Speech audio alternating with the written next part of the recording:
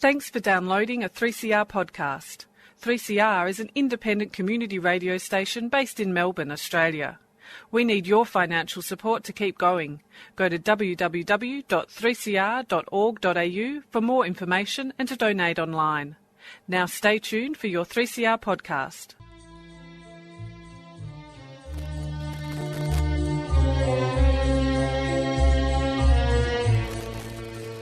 Sabah al-Khair, good morning dear listeners. You are listening to Radio 3CR on 855 AM and Palestine Remembered with Robert Martin, Nasser Mashni and Yusuf Ahmed al-Rimawi.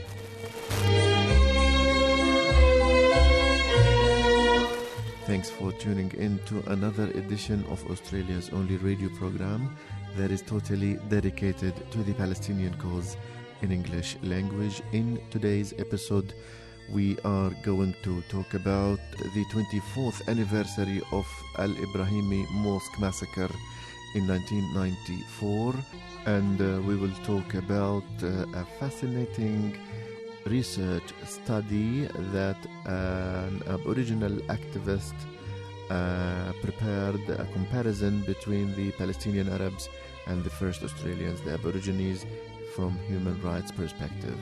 So for this and more, stay with us and enjoy the episode.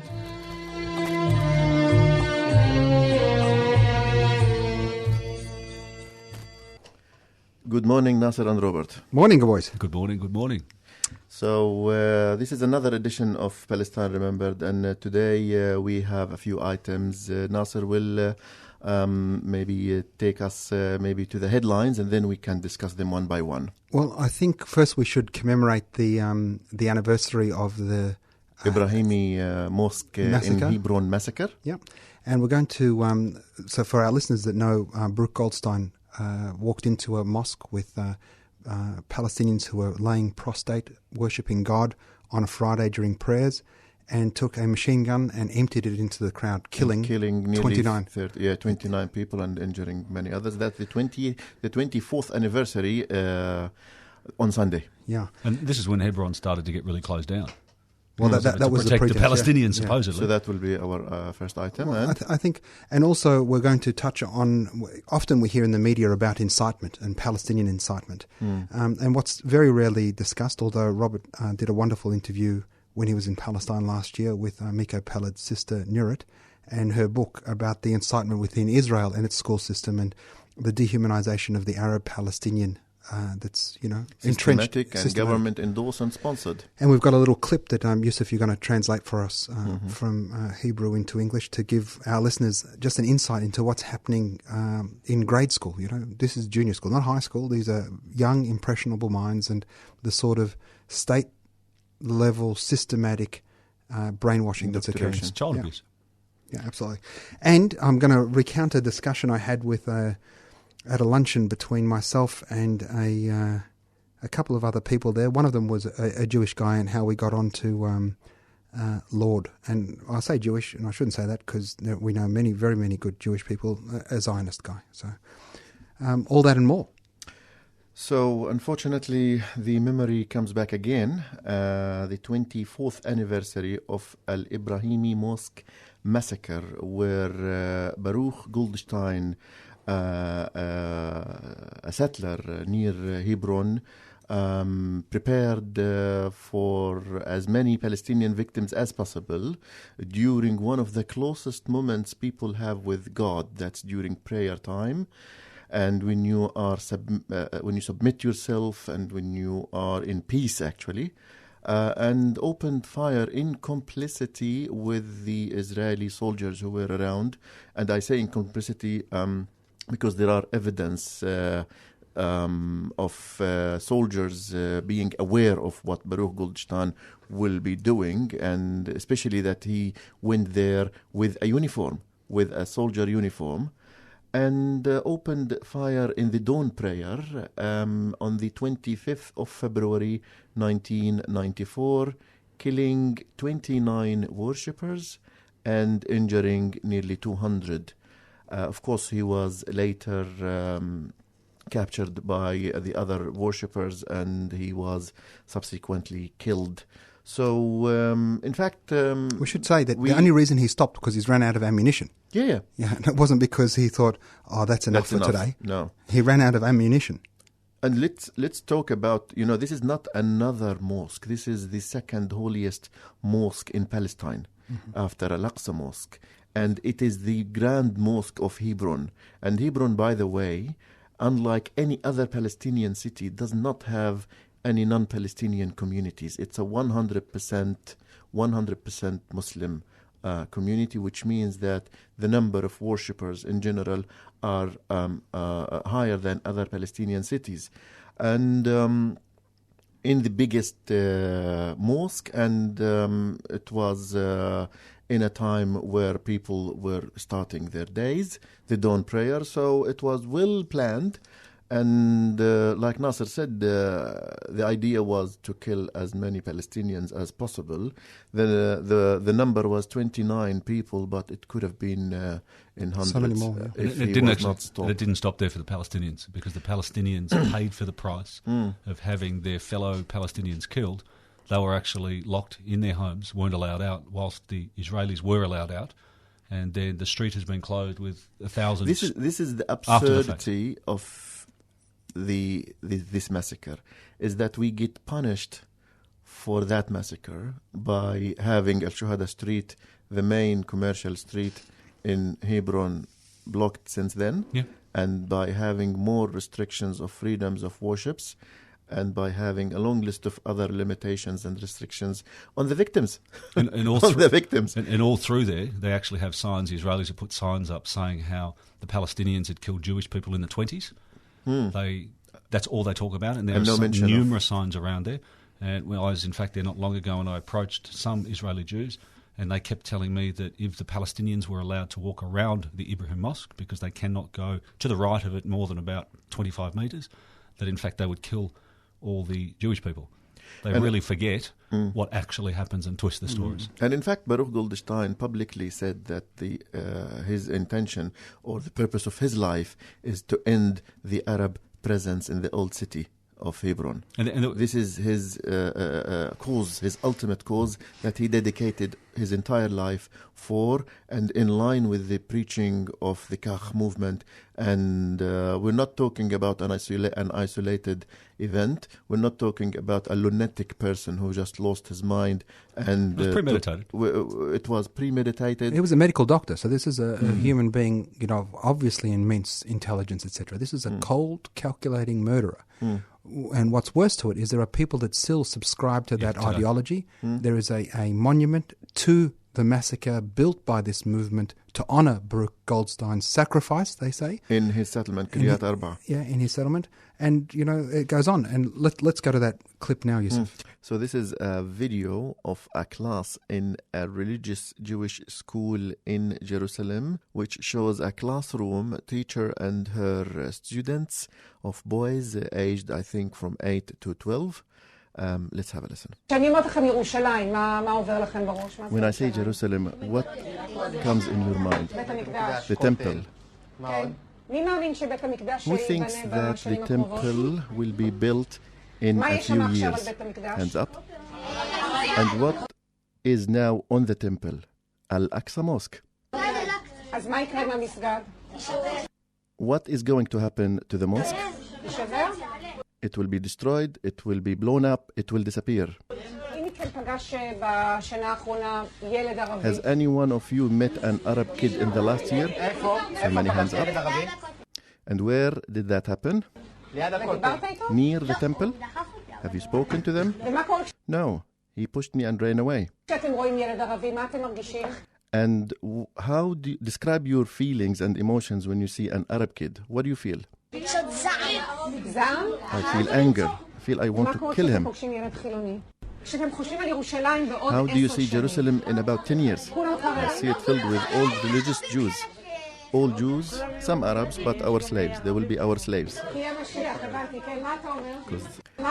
And what will happen when the Messiah comes? There will be a big war and all Arabs will die and the remaining ones will be our slaves. Thank you, boys. Now, this is a video that is something of the order of 20 minutes long. So yeshiva, it's a religious school for boys only in West Jerusalem, as we understand it. But the video's 20 minutes long. This is just an excerpt that we've been able to translate. In presence of teachers and... look, 3 adult teachers and a rabbi. And these kids are 8, 9, 10 years old maximum. It's chilling. It's chilling that a family can send their kids to these schools and these schools can actually teach this and the government knows about it and sponsors it. It's plain child abuse. It's horrible. You know, next time somebody tells you that Palestinians teach their children hatred, maybe you should remember to refer to evidence like this. Anyway, I saw, as I've said last time, I won't go on, but I saw that in Hebron, a child of this age saying those sorts of things, that I'm going to kill you and get away with it. You can then see the soldiers, once they get their weapons at 18, that they've been taught this, that it's continuing on with the hatred. It's just a horrible, horrible, vicious circle. So moving on, you're listening to Palestine Remembered on 855 AM. And the next topic, Nasser? Well, we're going to talk about the luncheon I had with a couple of friends and a Zionist who was there. And the topic came up because one of my friends had attended Roger Waters a week ago, and he had an epiphanous moment during Roger Waters and suddenly realised that everything I've been telling him for some years now made sense because the white guy told him. And he was evangelical in praising Roger Waters to the group that was there. And a Jewish guy said, a Zionist said, there's another side, what she chose to boycott Israel, but, she's going to Russia. And I said, well, what's the problem with that? He said, well, Russia's done more bad things than Israel has. I said, okay, well, we'll give you the opportunity to expand on that if you want. He goes, no, well, I'm just going to say, she's chosen not to go to Israel, so that, she might be an anti-Semite. I said, well, hold on a second. What we should do is just break this down. The reality is the Palestinians have asked for international community to help. They've said, don't come. If you're an academic, don't come to the university. Don't sponsor another academic. If you're a business, divest. If you are a government, sanction Israel. If you're a consumer, boycott. And the artistic boycott, where they're calling on artists not to come, because when you come, you accept, you normalise, you allow Israel to continue its crimes against the Palestinians. I said, so that's the difference. The Russians haven't asked us not to go. Yeah, but they invaded Ukraine. I said, okay, the occupation of Ukraine's only a couple of years old. And when the Ukrainian civil society, let's say, calls for the international community to show solidarity with them, then we can think about it. Of course. But Ukrainians can travel anywhere in the world on a Ukrainian passport or a Russian passport. They can travel into Russia. They can vote. Not that anybody actually gets to vote for Putin. He wins most elections. But they actually can do everything a Russian can do. No Palestinian can do anything that a Jewish Israeli Ashkenazi Jew in particular can do. Difference. Over and above which, the football teams in the Ukraine can play in the Russian league. The freedom, all of those things exist. Now, what's the issue? Well, the Russians are bad guys, and they've killed people in Syria, and so okay, how many things do we need to do? What have you done for Syria? What have you done for the Ukrainians? So only on this issue do you care? No, well, Israel's a democracy. I said, well, then if Israel's a democracy, even though we don't get to vote, then arguably, where in Russia, although allegedly it's a democracy, the constituency doesn't really get a say in the outcome of the elections because Putin wins them all. In Israel, where you're saying it is a democracy, and those people vote for these policies, then ipso facto, you should be more boycotted, divested and sanctioned because you're all complicit based on who you keep putting into parliament. So at about that point, one of the other guys interceded and said, look, maybe we should leave politics out of lunch. So for those that often hear, it's a Zionist canard, to throw it, you're anti-Semite because you don't do this. Well, the reality is you can only do so much. The reality is Indonesia is the most populous Islamic country in the world, but I support the West Papuan people and desire for independence and self-determination. And I don't buy Indonesian goods. I mean, not a lot of things. I don't go to Indonesia. I don't go to Bali. I personally, even though the West Papuans, I don't know if they've called for boycott, divestments and sanctions, but I personally choose not to.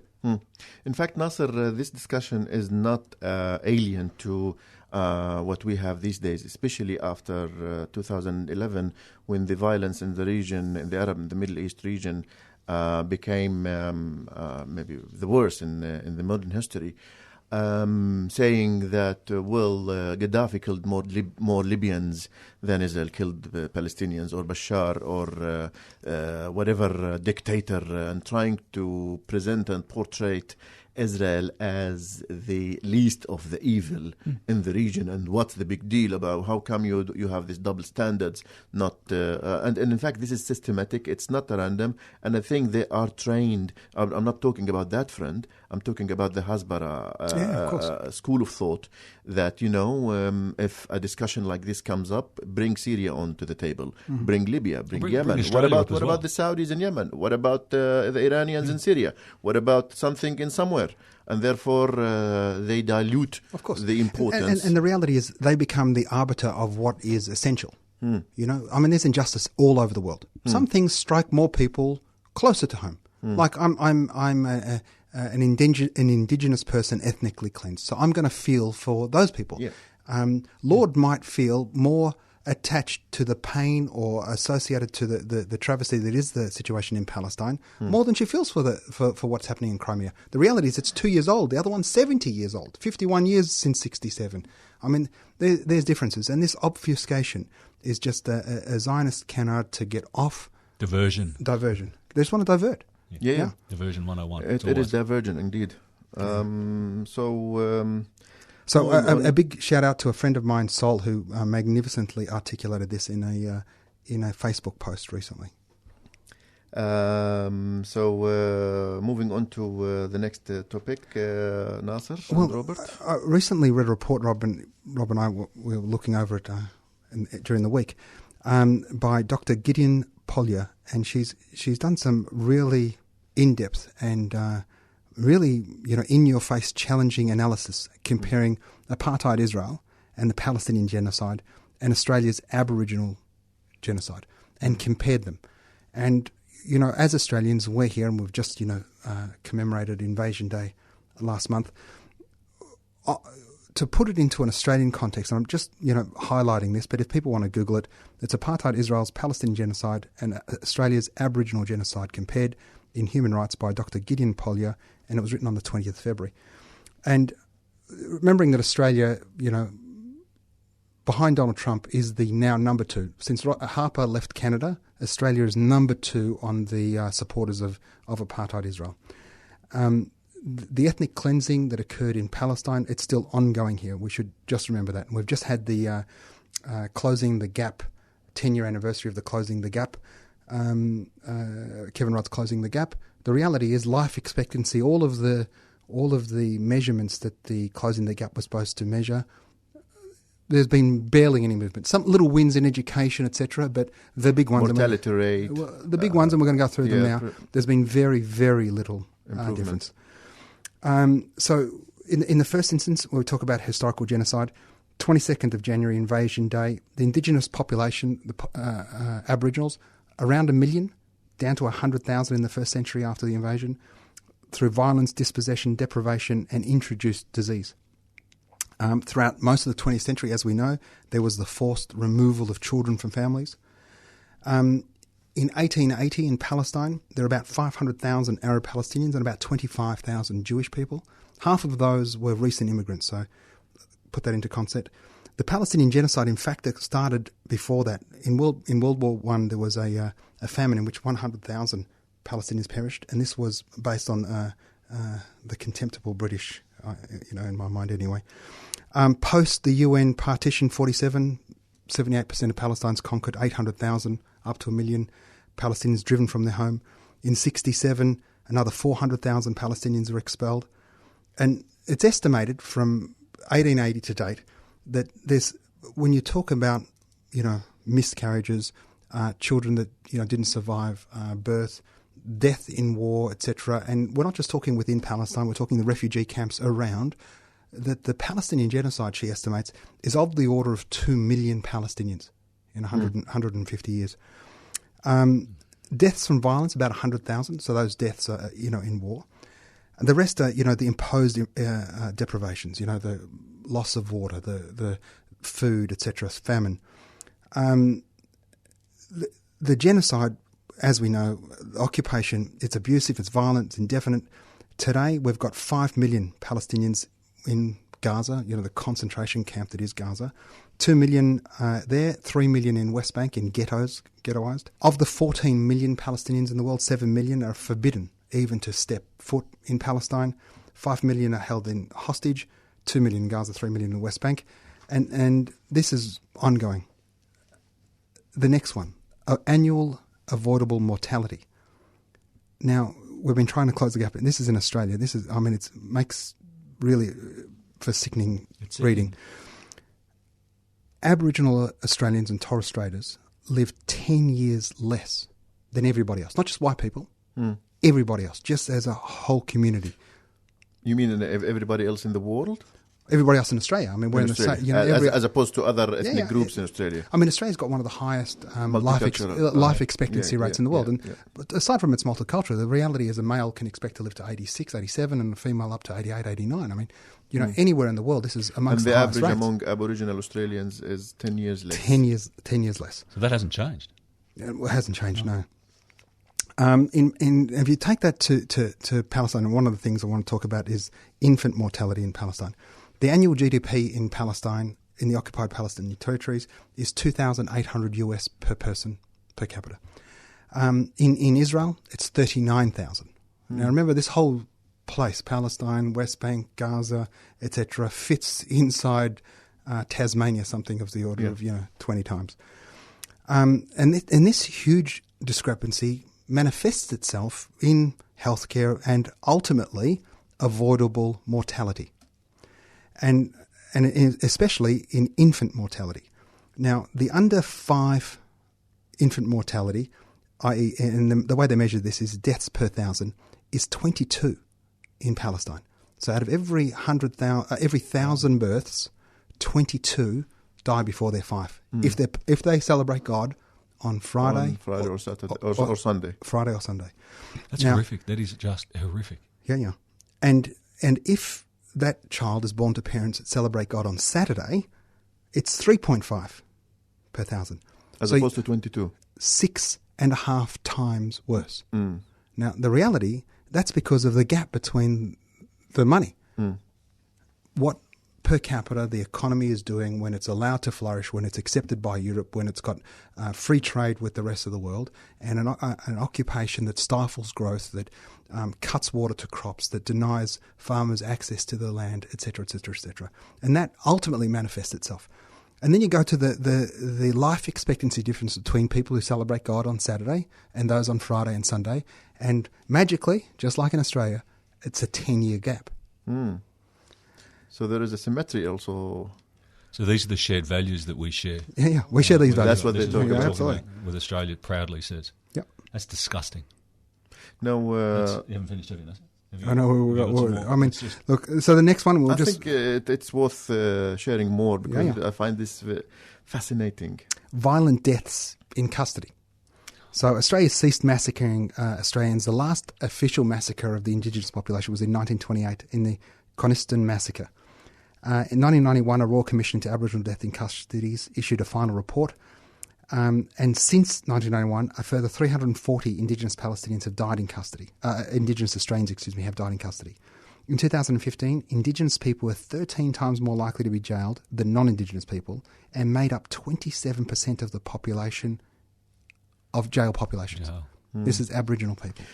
27% of the prison population is Aboriginal. And that's probably less than, what's their percentage in the population in general? It's around 3. 3? Yeah. It's tiny. It's mind-boggling. In fact, I think in fact it's 1.5 to tell you the truth. Let me just scan through there. They're 1.5% of the population. So let me rephrase because this is very alarming. 1.5% of the population makes 27% of prison population. And then this comes back, to the inequalities, the genocide, the violence, the loss of community, and deprivation of proper legal representation, etc., and maybe family visits, etc. In Palestine, and this is since the 21st century, so 2001, the party of the millennium, 1,615 non-terrorist Israeli deaths have occurred. And these are the homicides, yeah? And there was 164 deaths from terrorism within Israel. During this time, 9,505 Palestinian deaths by Israelis. So from 165 to 9,000 and 164 to 9,505. Yeah. So, fraction. Crazy. Yeah. Maternal mortality. In Australia in 2008-2012, there were 105 maternal deaths in Australia that occurred within 42 days, and the measurement is that the first month and a half, 7 weeks. 105 deaths in 4 years at the end of pregnancy, representing a maternal mortality ratio of 7.1 deaths per 100,000 women.